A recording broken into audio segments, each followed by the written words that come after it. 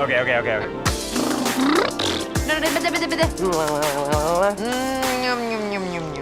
From the studio that created your favorite childhood movies and now seems to be on a mission to ruin them, prepare for another bold reimagining of a beloved classic that, apparently, desperately needed politically correct fairy tales.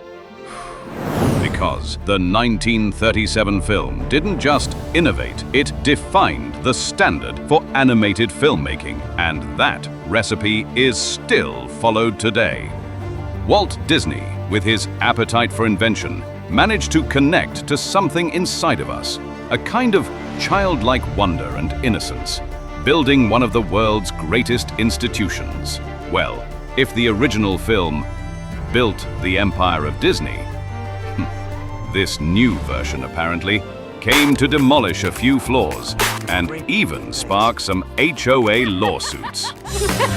Introducing Snow White, starring... I'm Rachel Zegler. Because in 2025, Snow White is more of a concept than a literal description. To honor the day I was born, my father named me Snow White. Yes, the movie expert Rachel Zegler, the same one who said the classic 1937 animated film was super old, that a princess can satisfy herself and no longer needs to be saved by her prince, and who is against having a romance with him. Weird. In short, in her concept, the prince is basically useless.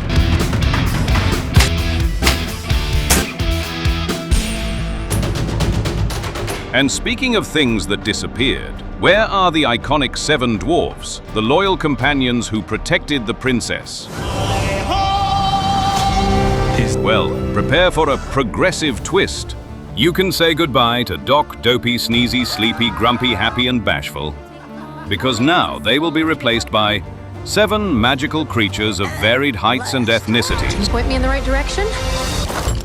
Controversy really exploded when Peter Dinklage, a legendary actor from Game of Thrones and one of Hollywood's most respected voices, revolted. He was angrier than Grumpy himself. Dinklage criticized Disney for being progressive with Snow White, but failing to hire actual little people in one of the few opportunities they get to work. Disney, who loves to appear woke, consulted the dwarfism community and decided the best course of action was to replace them with CGI characters and some actors who aren't dwarfs. Because, apparently, inclusion means cancelling what already existed. So, Disney managed to ruin the only 7 interesting characters in this classic. But if you came looking for that classic princess, Lady Di style, and the happily ever after love story, prepare to be disappointed. Because despite a technical and meaningless kiss there at the end waking her up, this is not a love story. At least not the way you remember it. Yes, Disney insists on teaching you that a woman can be strong without needing a man. Our heroine is now a leader, a revolutionary, a George Washington on skirt, and probably already has a successful crypto mining startup with the 7 magical companions. My world starts to grow. I glow. I'm happy. Yeah, we know. And this new approach is dividing generations more than a family argument over Thanksgiving dinner. Your grandma, who grew up with the original Snow White, will love the renewed magic and nostalgia. Your mom will like the modernization. You'll just watch it for the popcorn. But your daughter? Oh, your daughter will hate it. She'll ask you, where's the magic, Dad? Where's the prince? Why isn't she singing the Apple song? Prepare to explain to the kids that not every princess wants a prince, and that's a choice. And amidst all this evolution, we have the evil queen, played by Gal Gadot herself, the only character who perhaps hasn't changed that much. She still wants to be the fairest in the land, and yes, the magic mirror still works. Magic mirror on the wall, who's the fairest one of all? My queen. Your beauty is beyond compare, but there is one. Her beauty rose, Snow White. Gal Gadot impresses with her impeccable and faithful Evil Queen costumes. Always imposing, it seems the environment lights up when she gallantly enters the scene.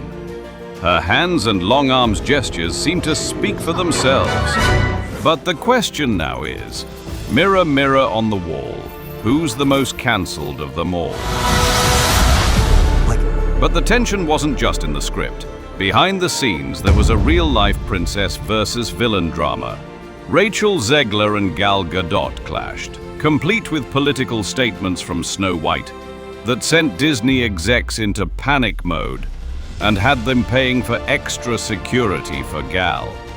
Zegler on Twitter decided to support the Palestinian cause in the current Middle East conflict, while Israeli Gadot is a combat instructor for her country's army. It was a major awkward moment when the two faced each other at the film's premiere. It seems Snow White isn't just a leader in the movie, but also on Disney's list of problems.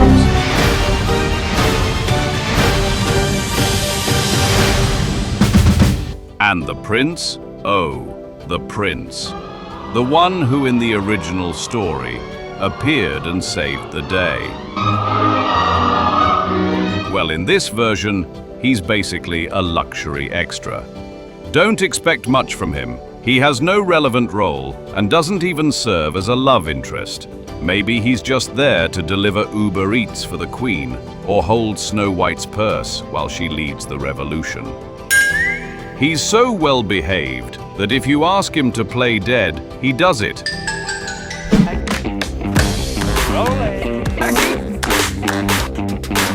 Set. Let's do it. Action.